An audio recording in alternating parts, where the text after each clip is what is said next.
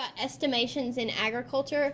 So estimations in agriculture, they're used to make guesstimates. So we make guesses about what exactly we're going to be projecting. So projecting yields, we're going to estimate the prices that we have, and we can also estimate labor costs. So how much we're going to have to pay our workers, and how much we should charge, and how much it's going to cost us to buy supporting materials.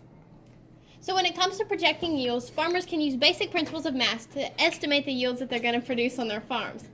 So up here I have an example. So if John Doe could yield an average of 60 bushels of corn per acre, and he has 200 acres, his projected yield is going to be 60 multiplied by his 200 acres.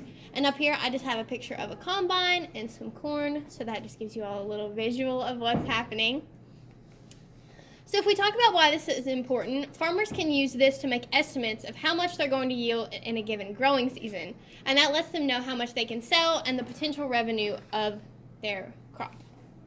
So next, if we move on to estimating prices, price estimates are used by farmers to make a guess on how much materials they need for their growing season. So if the same John Doe used 4 gallons of fuel per acre and he has 200 acres, and the price is around $2.79 a gallon, we can multiply those together to get his projected cost of fuel that can be used for his revenue. So we can also estimate labor, so farmers can estimate how long they will need their workers and how much it's going to cost to have them.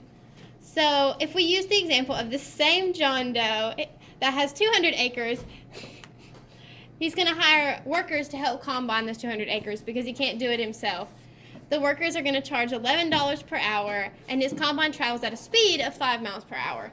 So this is actually a kind of complicated problem. So you're going to take your acreage, convert it into feet, then convert it into miles, and then switch it over to hours, and then multiply it by $11 per hour. So it's basically just using stoichiometry and unit conversions.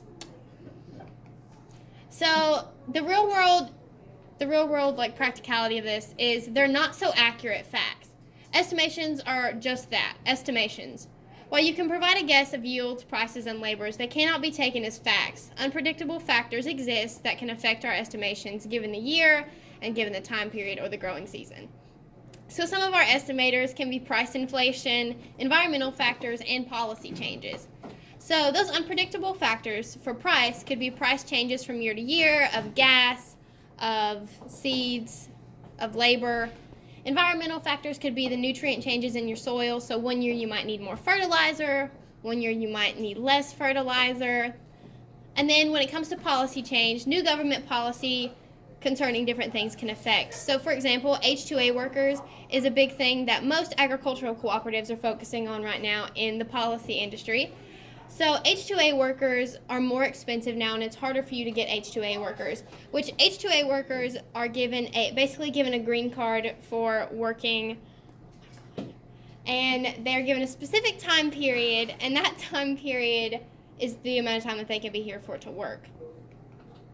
So the premise on this is estimations are everywhere in agriculture, and we use these estimations to project yields, to project prices, and to project labor. And these are all the different ways that we can use them.